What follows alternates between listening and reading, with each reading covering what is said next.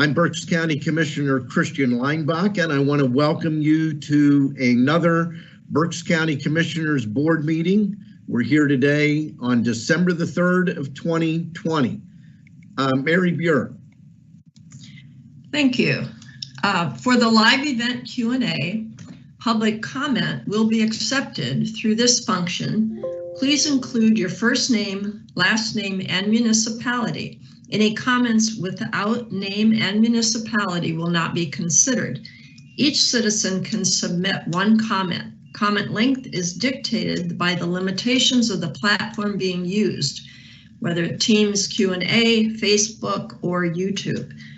The meeting comment period is limited to 30 minutes in total. Please be concise. Comments will be read during the meeting and should not be considered to be interactive dialogue with the commissioners.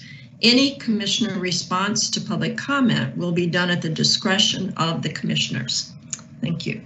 Thank you, Mary. As always, we will begin with a moment of silence followed by a pledge to the flag.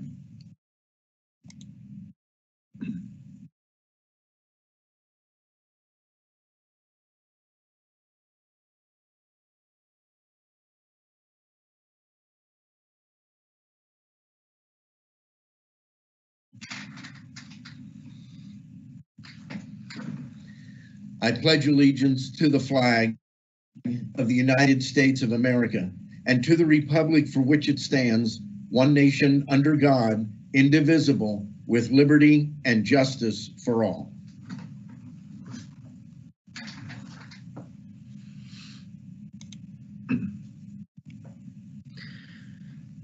Today, we do not have Brian Gottschall here for the Berks County COVID report. However, we do have his report, and I will be presenting that at this time.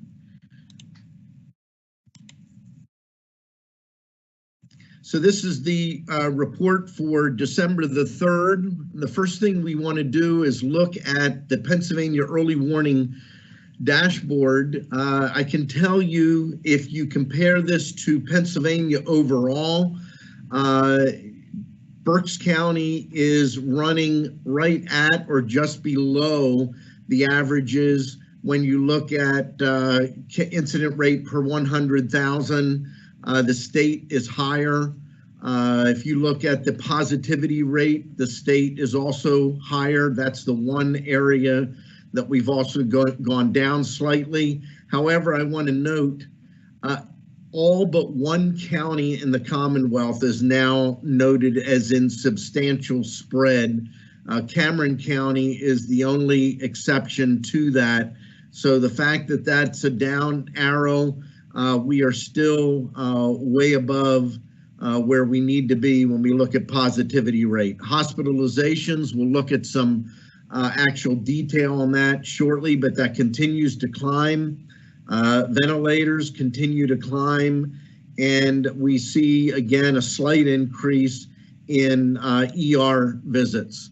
When we look at the case count, the upper yellow or orange, I should say orange line is the 7-day smooth, and the lower blue line is 14-day. The key here is we are above that green level and have been for some time. Case count is a measure, but probably the more serious measure is the positivity rate, and the positivity rate is now above where it was earlier in the year during the spring peak. And again, that is a serious concern. We've talked about that before. If you look at the daily case count per 100,000, again, that is much higher than it was before.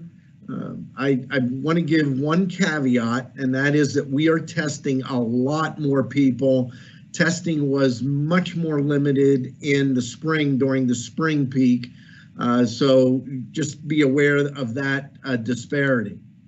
Here's the slide that is in my mind, the one that we need to look at the closest. This deals with hospital capacity. It doesn't really show capacity, I should say that, but utilization. If you look here, we're looking at the week of 11/20 versus the week of 11/27. We've stayed relatively flat week over week, but these are high numbers. We are in regular contact, and when I say we, primarily Brian Gottschall, with Penn State Health, with Tower Health, Reading Hospital, and continue to be assured that they are doing what they need to do to provide capacity. But the message here is pretty clear. We need to continue to do the right things to limit the impact on our local healthcare system. The last slide I want to highlight, if you look at where we stand relative to our counterparts across the state, tests per capita, we've remained pretty consistent. We're the 28th highest in overall tests per capita. We have improved on our case count. However, I would say, and this is, I think what Brian would say, it's not so much that we've improved, but that counties across the Commonwealth have gotten significantly worse and worse than Berks. That's also true. We've seen over the last 3 weeks that we have gone to number 10. We're the 9th largest county. We are now 10th in total deaths. So that is the report for the week. I would open it up to questions from my colleagues, but seeing that I am not the expert, I am going to not open it up to questions. I'm sure my colleagues can understand that. Moving on with our agenda, I do want to note that we had 3 executive sessions since our last commissioners meeting. We had one on November the 20th dealing with contract negotiations, November the 24th on personnel, and then December 1st also on personnel. Are there any additions or corrections for the November 19th commissioner meeting minutes and the December 1st, 2020 operation meeting minutes? Hearing none, the minutes will stand approved as presented. Mary, are there any public comments on specific agenda items? I do not believe there is. Okay, thank you. Under our agenda, item 1, authorizing, and under that, budget department. Adopt a resolution authorizing 2020 budget transfers in the amount of $208,466 and 2020 appropriations in the amount of $14,379,863 per listing dated November the 30th of 2020. There are several items listed under Human Resources. Item 1, authorize the appointment of Wendy Young to Office Support 3 in custody and payroll in the Berks County Jail System. Item 2, authorize the transfer of J.C. Reiner from Voter Registrar 2 and Election Services Department to Office Support 3 in Court Administration. And item 3, authorize the transfer of Joseph Famigaletti from Fiscal Manager, Children and Youth Services to Senior Financial Analyst, Budget and Finance Department. We have 2 items listed under Commissioner Barnhart. Item A, adopt a resolution authorizing the appointment of Pamela Shupp-Manette, Reading, PA, to the Reading Regional Airport Authority for a 5-year term ending December 31st of 2025. And item B, adopt a resolution authorizing the reappointment of Lee Wilder, Blandon, Pennsylvania, to the Berks County Housing Authority for a 5-year term ending December 31st of 2025. There are several items listed under the commissioners. Item A, Adopt a resolution authorizing the chair to execute the following 2021-2022 P Corp renewal documents. 1, general instructions, and 2, P Corp renewal payment option commission selection. Item B, adopt a resolution authorizing Christine M. Sadler, Berks County Solicitor, to execute the 6 stipulations for an agreement for payment in lieu of taxes by Collin Housing, LLC, Supportive Concept for Families, Inc., Exeter Township School District, and Berks County for each of the following 6 tax appeals brought by Exeter Township. And I'm not going to read through the numbers. All 6 of them are listed on the agenda. Item C, adopt a resolution ratifying, confirming, and approving execution of a letter of support of the proposal being submitted by Claire of Assisi House to the Pennsylvania Housing Finance Agency to assist in the implementation of the Transitional Support for Reentry Program. Item D, adopt a resolution ratifying, confirming, and approving execution of a letter of support to United Community Services for Working Families, Reading, PA, in its pursuit to secure funding for the Youth Build Program that prepares 17 to 24-year-old Reading area youth for successful transition into post-secondary education, the construction industry, and other high-growth occupational sectors. Item E, adopt a resolution ratifying, confirming, and approving execution by the chair of an amendment to a subrecipient grant agreement, Berks County Small Business New Start Program, between Berks County and Community First Fund, Lancaster, PA, to amend the program to increase the amount of program funds from $6.2 million to $12,135,512, and execution of the side letter to Joan Broadhead Sr., Executive Vice President and Chief Strategic Initiatives Officer at Community First Fund. Item F, adopt a resolution authorizing the chair to execute the Memorandum of Understanding between Berks County, Bucks County, Chester County, Delaware County, and the City of Philadelphia and Montgomery County, appointing Montgomery County as the agent to act on behalf of the Southeastern Pennsylvania Regional Task Force, of which Berks County is a member, for purposes of issuing RFPs, entering into contracts, applying for grants, and other administrative matters. Item G, adopt a resolution authorizing execution of the Juvenile Probation Services Grant Agreement documents between the Commonwealth of Pennsylvania through the Juvenile Court Judges Commission of the Office of General Counsel and Berks County for fiscal year 2020 through 2021 in the award amount of $478,868. Item H, adopt a resolution authorizing the chair to execute the service agreement between the County of Lehigh by and through the Department of Corrections and the County of Berks on behalf of the Berks County Jail System to house male juvenile offenders at Lehigh County Jail in compliance with 28 CFR subsection 115.4 of the PREA Act. Item I, adopt a resolution authorizing execution of the project modification request and amendment for ISO reaccreditation, improve quality of evidence for the Pennsylvania Commission on Crime and Delinquency. The project modification will reallocate $11,219. These are travel costs not utilized due to COVID, to be used towards training and reaccreditation of the Berks County District Attorney's Crime Laboratory Quality Manager.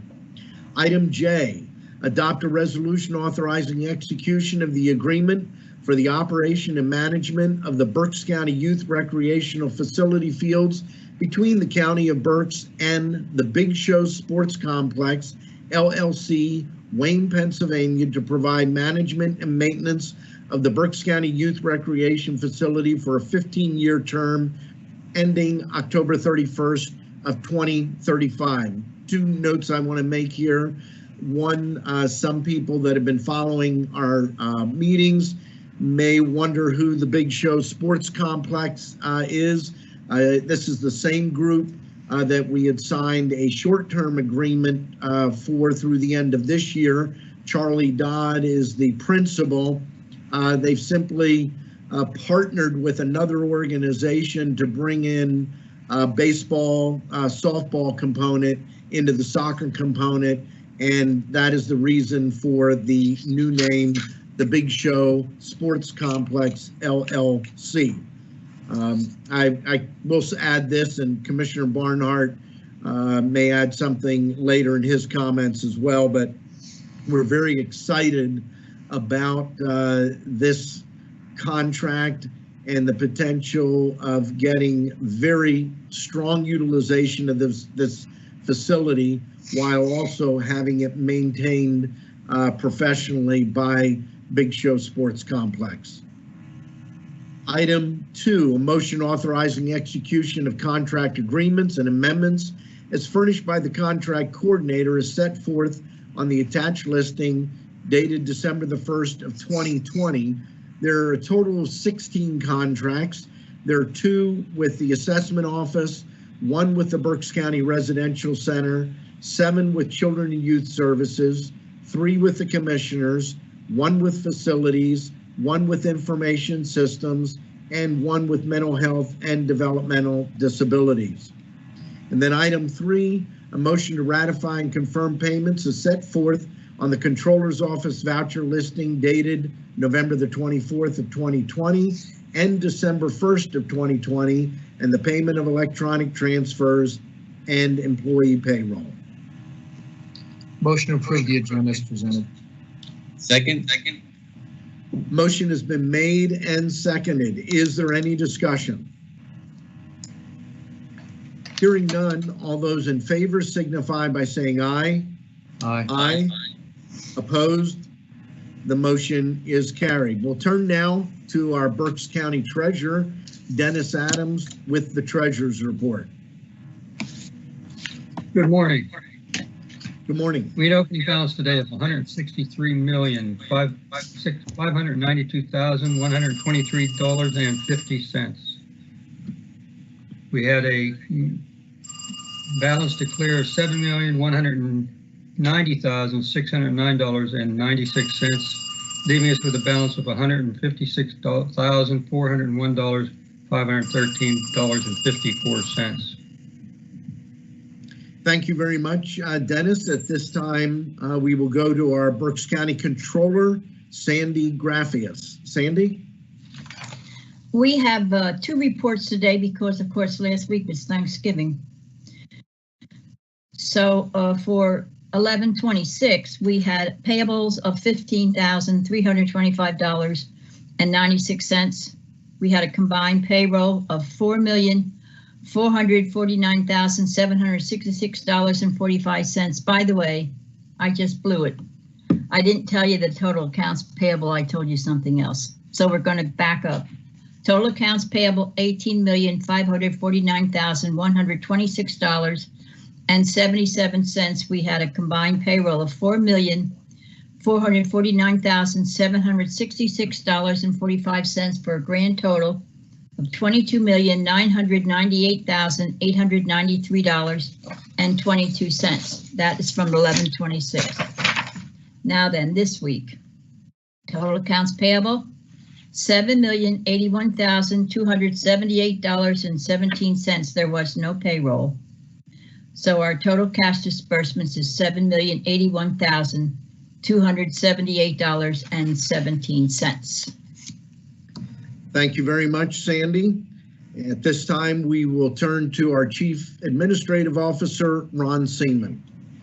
Thank you, Commissioner. I have nothing to offer at this time. Thank you. We will move then to the Commissioner's Report, and we'll begin with Commissioner Kevin Barnhart.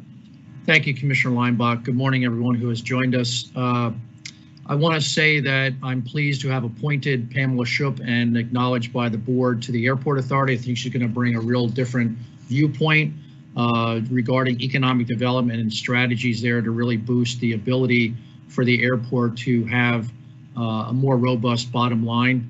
It's a great asset the county has, and I think adding her to the mix there will really get things rolling along.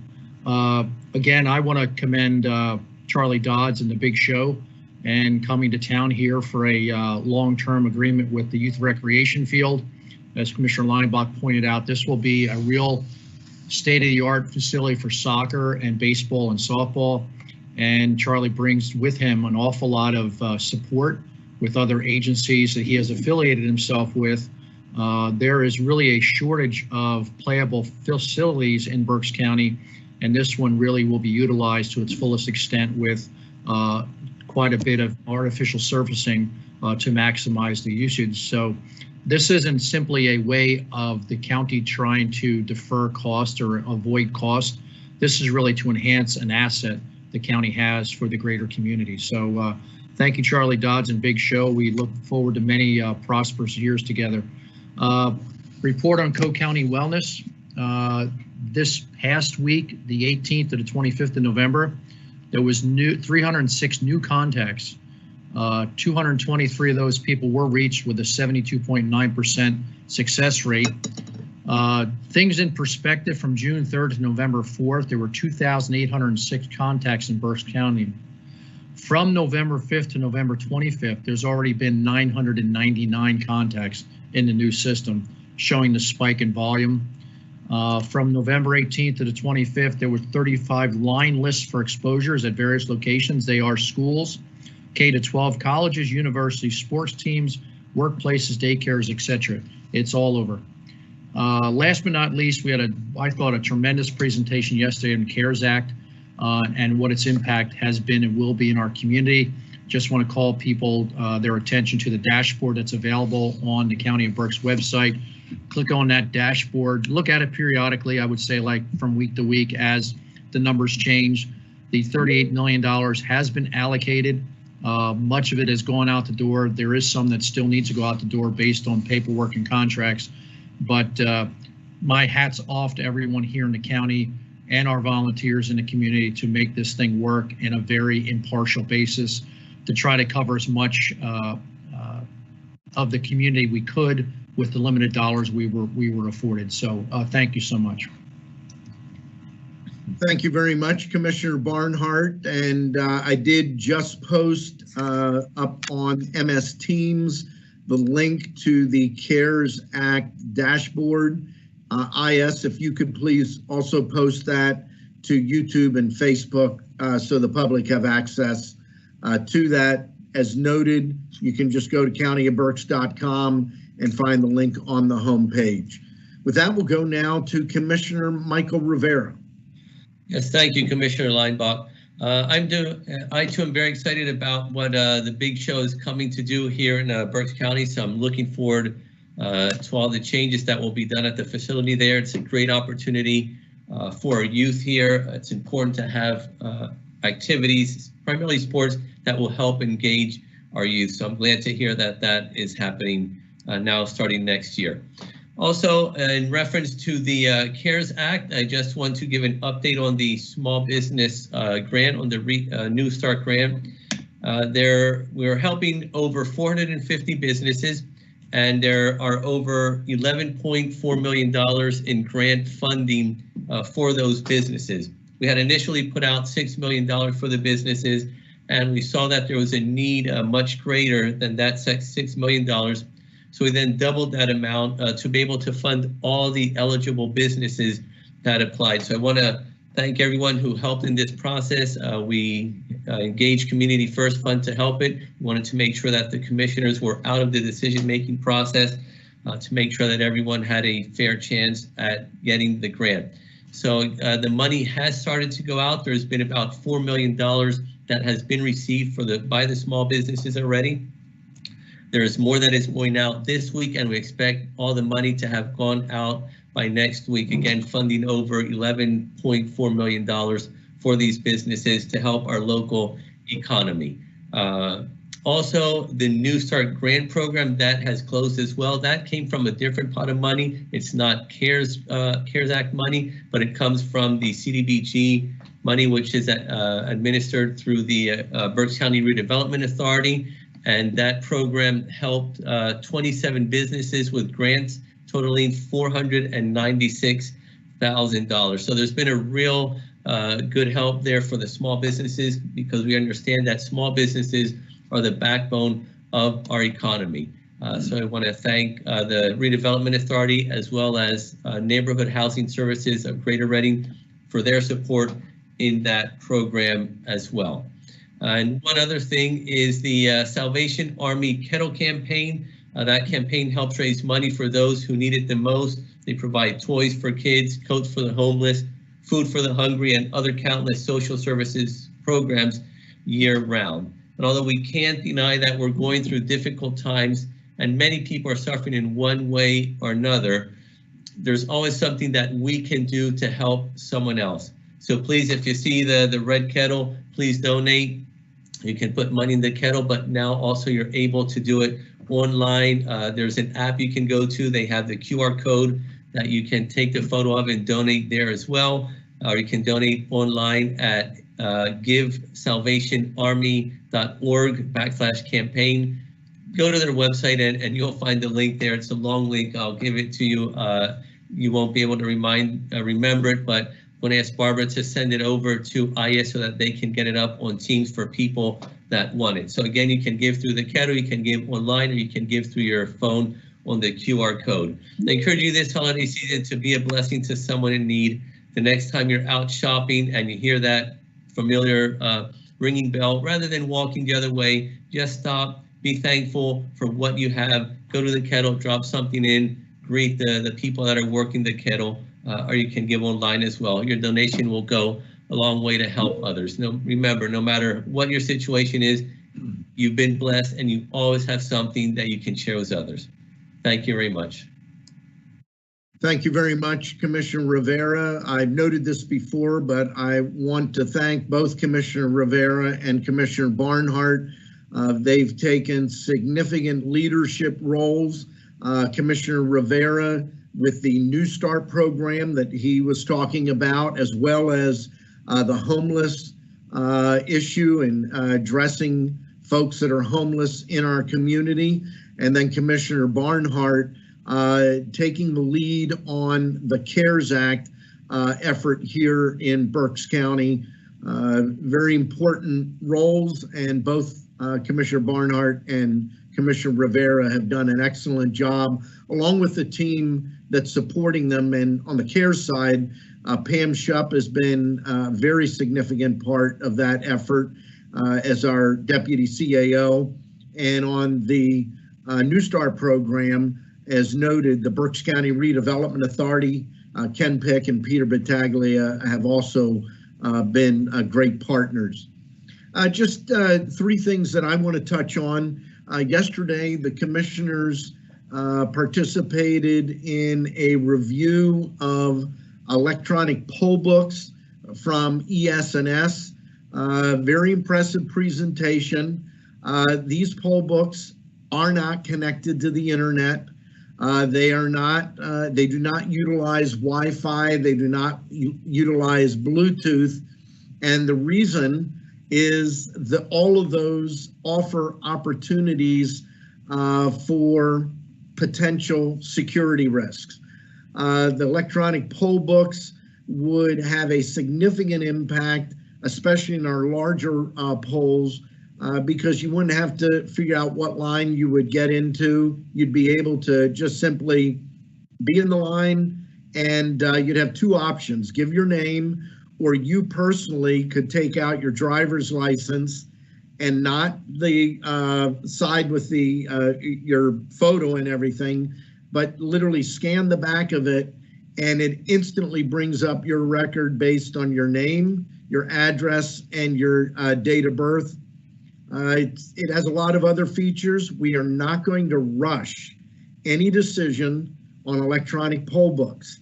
Yesterday, we had folks from our elections department reviewing. We had invited in judges of elections to look at it.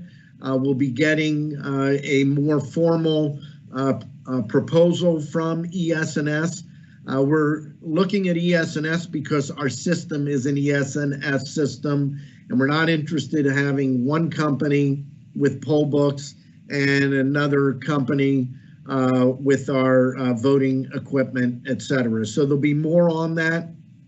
We want to be very open and transparent in the process of reviewing and then ultimately reaching any decision. I will share this. My executive assistant did some research on this, raised some security questions, and in advance of the meeting, I sent those 2 articles to the folks at ES&S, and they very specifically and carefully addressed those issues. I,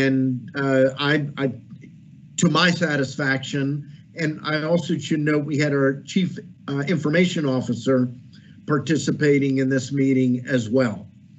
I also want to note that we will be scheduling another week of COVID mobile testing. At this point, we do not have a date, but the Pennsylvania Department of Health has assured us as recently as this past Monday on a call that all 67 counties are being supported in this fashion. A number of counties have already started it. Keep in mind that Berks was one of only a handful of counties that had 3 weeks of mobile testing earlier in the fall. As a result of that, there were a lot of counties asking for the same opportunity. And so DOH, Department of Health from Pennsylvania, has agreed to move forward with that. And as soon as we have that scheduled, we will do everything we can to promote it. One final note, I noticed a comment on this, and anyone that has been listening or watching our commissioners' meetings know that we have been very outspoken about Berks County needing additional direct funding to deal with the COVID issue. I am going to actually reach back to my colleague, Commissioner Barnhart. Commissioner, could you share what we're short right now based on applications that have been made for CARES funding, as well as the healthcare institutions and the county need? How much more could we absolutely use based on existing requests and need? The range of $7.5 million, which today we are short. We're oversubscribed by 7.5, but even listening to some of the business owners yesterday, Community First Fund, the money we're putting out to the businesses is about 1/3 of what they truly need. When we did the community needs assessment back in July, I think that was July, we had more of a projected need of about $72 million, again, which is what we should have gotten. That's based on population, based on what the counties over 500,000 people received directly from Washington. We were shortchanged. We could have very easily used $72 million, but as of today, we are at least short 7.5 in county. Yeah, and then we go into next year. I mean, this money has to be returned if you don't use it. And we certainly are not returning one penny because we can't. But then we're going into January, February, March, and April and beyond with no safety net. Yeah, and we are on the record multiple times and in writing requesting our congressional delegation to support additional funding. As recently, actually, as yesterday, Congressman Muser's office reached out to myself and Brian Gottschall on a separate matter, but at the end of their communication said, let us know if there's anything else we can do. And Brian and I both responded and said, we need you to address the inequities in the CARES funding. And we've noted this before, but in April, when the CARES funding was approved, the decision was made that counties of 500,000 or more in population would get the money direct. We are the first county in size just under 500,000 with 421,000 people. Lancaster is a little bit larger. They're just over 500,000. They received, I believe, $95 million in CARES money. And based on that, we estimated that we should have received between 72 and 75 million just based on per capita, and instead we received $38 million. So yes, we are continuing to advocate. I do a lot of work through the National Association of Counties, and right now there is a bipartisan effort in the U.S. Senate to put out $904 billion. We will see where that goes. But again, I cannot emphasize enough, it's critical that monies allocated to counties come directly to counties. We know how best to spend it. We have the information from our businesses, our nonprofits, our healthcare providers, and from county government. One of the things we've done, we decided if we have to short someone, we're going to short county government and try to do everything we can to help our small businesses and organizations within the community. I would add one other thing, and Commissioner Rivera or Barnard, if you want to jump in, feel free. But these dollars that we've put out, we sought in every way possible to make sure we were helping people that hadn't been helped by other CARES Act dollars or other federal programs. We were looking for the businesses and organizations that had fallen through the cracks, and there were a lot more falling through the cracks than we had realized when we first began this effort. I don't know if Commissioner Barnard or Rivera, you want to add anything to that? Yeah, one of the things that Commissioner Leinbach with the small businesses is the state programs. Many of the programs for small businesses cap the gross annual revenue for the businesses at $1 million. We have different businesses who have gross revenues or gross sales above the $1 million, but they're businesses that have a lower profit margin. So, you know, even having over $1 million in sales, they may have made less money than another type of business that only had $500,000 or $600,000 in sales. We saw that in a lot of the restaurants and retailers and some of the hotels as well. So we decided and said, you know what, instead of capping it at $1 million, we want to make sure that these businesses, which are important to our economy, are able to have access to the money as well. And we then capped it at $3 million gross revenue rather than the $1 million where the state and some of the other programs had capped it at as well. Thank you, Commissioner Rivera. Do you want to add anything, Commissioner Barnhart?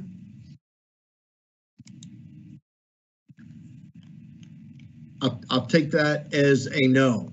That ends my comments, and at this point, if there are any comments from our row officers, feel free to jump in.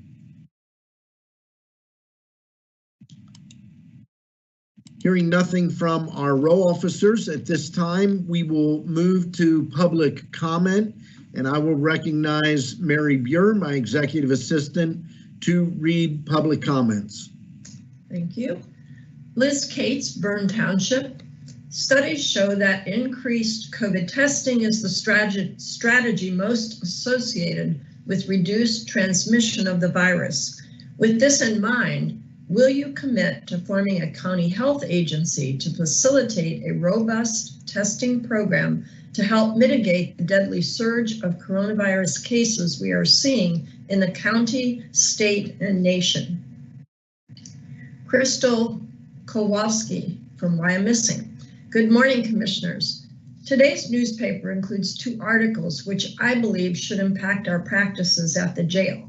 The first being the COVID-19 article stating that in the last 2 weeks, we have hit our highest daily numbers of new cases and highest hospitalization rates. The second being the article on amending the 13th Amendment to prohibit involuntary servitude as a punishment punishment for crime. This practice should never have been allowed. The amendment is now being proposed to try to curtail some of the motivation for mass incarceration. This past spring, those with the power to incarcerate took meaningful steps to reduce the Berks County prison population to 562 people. The population recently has been hovering around 800. Many of the people incarcerated have minor charges. The charges include possession of a small amount of marijuana, possession of paraphernalia, retail theft, and both county and state parole violations. The prison population should never include nonviolent offenders, but during a pandemic, allowing that to happen is negligent. Commissioners, I'm asking you to please work with the DA, President, Judge, Sheriff's Office, and Parole and Probation to bring this county back to the more sensible and humane practices it was employing in the spring and early summer. Let's work together and draw from the experiences we have had during this time of pandemic to permanently reduce our prison population. Thank you, Crystal Kowalski. Claudia Strauss, Berkshire Heights. Good morning, Commissioners. Regarding moving to electronic poll books, I feel there's a lot more to know before digitizing poll books. The rise in so many forms of hacking and scamming and spamming and spoofing puts all of us at risk. Digitized records facilitate these activities. So why give the perpetrators another resource? Why risk the security and privacy to which voters are entitled? I would also like to address the surprising decision to substantially reduce support for one of the county's libraries. It is my understanding that this does not reduce the county's budget for the system as a whole. Instead, these dollars are being parceled out to the other libraries in the county. Those small amounts will not make a significant addition to those other libraries. However, the total sum is a significant dent in the Westland Library budget. That library is now trying to raise money from community members. Its many strong programs and active participation are in jeopardy. This library's metrics are among the highest in the county. Isn't that a good thing? This situation deserves your attention, Commissioners. The board making these budget recommendations sits at your pleasure, and the individuals on that board are appointed by you. This library is a community hub, a center supporting many demographics from children to retirees. This needs another long look. Thank you. Jane Palmer, why I'm missing. Good morning, gentlemen. As we enter the winter season, Berks COVID cases and hospitalizations are at record highs, while working people are still struggling to make ends meet. Homes valued at $500,000 and more are offered at the sheriff's sale, and renters are at risk of being evicted just when the weather is coldest. Just the other day, there were at one point 178 people actively being seen in the Reading Hospital Emergency Department, with another 95 for upwards of 10 hours to be seen, waiting for upwards of 10 hours to be seen. This is the flagship facility of Tower Health, which is now in junk bond status. Business as usual is not enough, to put it mildly, and imaginative, proactive measures are essential. My question is, will you add your voice to the call for equitable federal COVID relief, including unemployment benefits, eviction protection, child care funding, and emergency paid leave and sick days? Louise Grimm, why I'm missing. Good morning, Commissioners. During the last meeting, the Tuesday before Thanksgiving, Ms. Sadler gave an excellent report on the Family Detention Center. In the name of accountability and transparency, would you please consider a weekly follow-up report on both the prison and Family Detention Center congregate facilities, as the newspaper does not print any information on these facilities? Jess Royer, Spring Township. Good morning, Commissioners. I think it bears noting that those counties who have county health departments received CARES Act funding directly. As we look to the future and continue to reflect on the lessons learned in 2020, I am again suggesting that Berks County look into establishing a local health department. Thank you.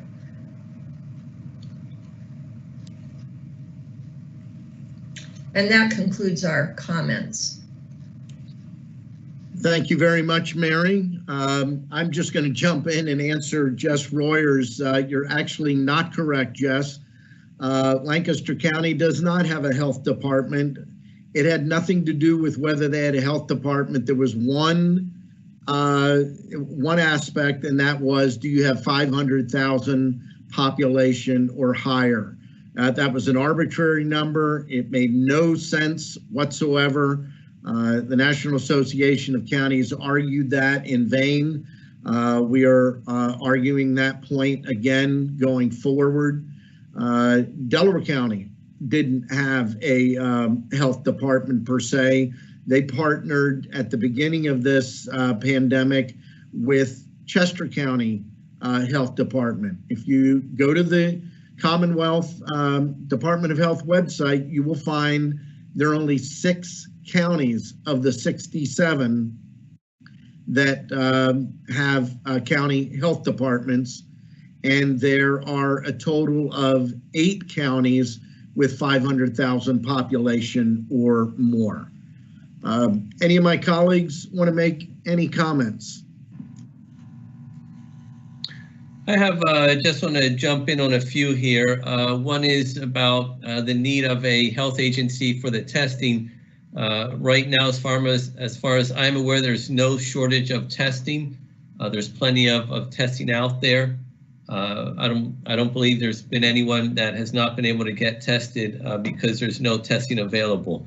In reference to the electronic poll books, one thing that we are looking into it, we have not made a decision yet, and the security is being a key factor. And no Commissioner Leinbach spoke about this, so I won't talk too much about it, but these poll books are not connected to the internet. They're actually hardwired to the system at the polling locations, so there's no internet or Bluetooth connection. But we do understand that security, just as with every other process of the electoral voting process, is key as well. We are looking into this to make sure that if we do ahead and move it, it's a safe process and it's safe to use.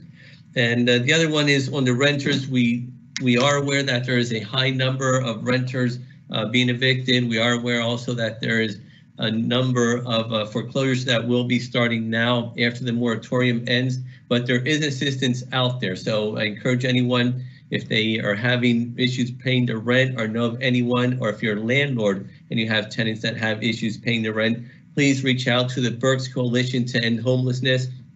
They can give you the different programs. There's a number of different programs there. I can't go over all the details here because it depends on certain factors. There's different pools of money that they can pull from depending on each individual situation. So, and the goal is to be able to keep people in their homes and not have them evicted, because we do understand also that there is a shortage of housing, and if someone gets evicted, it's going to be very hard to be able to get them into another apartment or another house. So the goal of the coalition is to keep people in their house through the rental assistance programs. Again, if you do know of anyone that needs help, please have them call the Berks Coalition to End Homelessness, and they'll be able to go through the different programs that are available for them. Okay, thank you very much. Any other comments or anything else for the good of the order? Motion to adjourn. Second. The meeting stands adjourned.